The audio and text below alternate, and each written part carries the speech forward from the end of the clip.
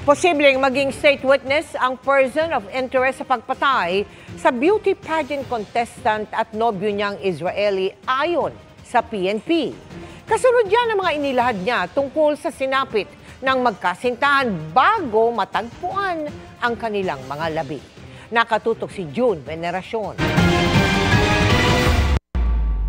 Isang person of interest ang naging susi para makita ang mga labi ng beauty pageant contestant na si Geneva Lopez at nobyong Israeli na si Yitzhak Cohen.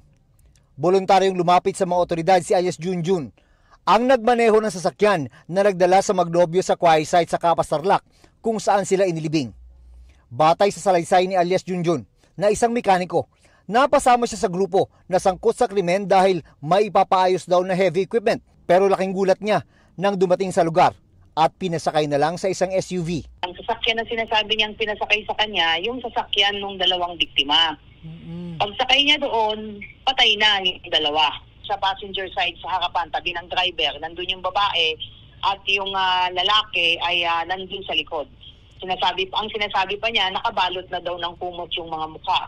Si alias Junjun ang pinagmaneho sa SUV ng mga biktima habang nasa isa pang sasakyan ang mga suspect papunta sa Kauai site at doon nga inilibing sina Geneva at Yitzhak. Unang plano isa maghanap pa nga ng equipment na baka makapagbukay pa sila, but parang hindi natuloy. Inutusan ni daw ang driver na sunugin ang ginamit ng magnobyo na SUV na natagpuang nasusunog ilang araw mula nang mawala sila. Ang sinasabi niya, ang ginagamit niya, tissue, ikot-ikot niya lang yung tissue, tapos sinindihan yung tissue hanggang kumalat na. Inalok pa daw ng isa sa mga suspect si alias Junjun ng 50,000 para manahimik.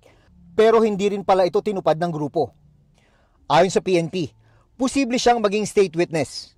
Hawak na siya ng PNP. Pinaghahanap din ng dalawa pang kasama umano sa pagpaplano ng krimen. With respect doon sa mga ina-account, we already have names kahit mga aliases po. So nandun po yung direksyon, hinahanap po natin sila, mga civilian po. Lumabas sa investigasyon na may isinanalupa si Giyang sa magnobyo at para umano mabawi ito, pinagpanggap niya si abuso na buyer para pumayag ang dalawang makipagkita sa kanya. Sabi ng abogado ng pamilya ni Geneva Lopez, kilala na pala dati ng mga biktima at mga kamag-anak ang pangunahing suspect na dating pulis dahil may nauna na pala silang transaksyon na may kinalaman sa lupa. They're very comfortable. Siguro, kampante sila na it's just an ordinary business transaction again. Hindi lang po ito yung transaction nila, meron pa po isang property. Malaking figures.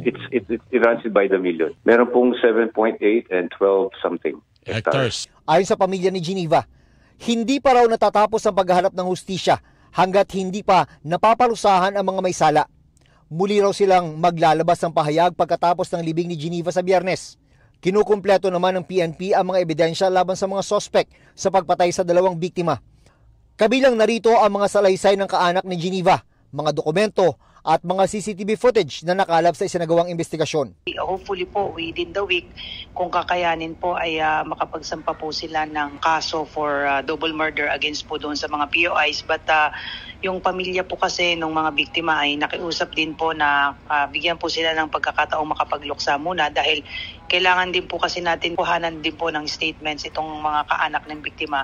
Baka sila po kasi yung tatay yung private complainant po. Problema sa pagsasanla ng lupa ang nakikitang motibo ng PNP, kaya umano pinagplanuhang patayin sina Geneva at Yitzhak. Inihahanda na ang kasong 2 counts of murder laban sa mga suspect na hawak ng PNP. Para sa GMA Integrated News, June Veneracion, nakatutok 24 oras.